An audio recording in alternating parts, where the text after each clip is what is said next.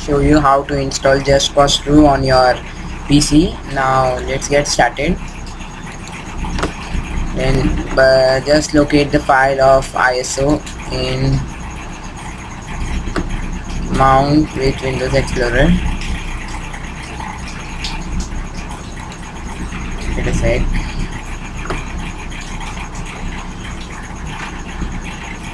It's loading there.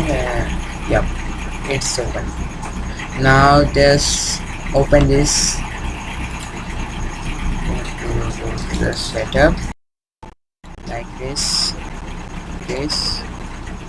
and browse the file where you want to locate this. You want if you want to create a desktop icon, you can click on this one. So you can begin installation.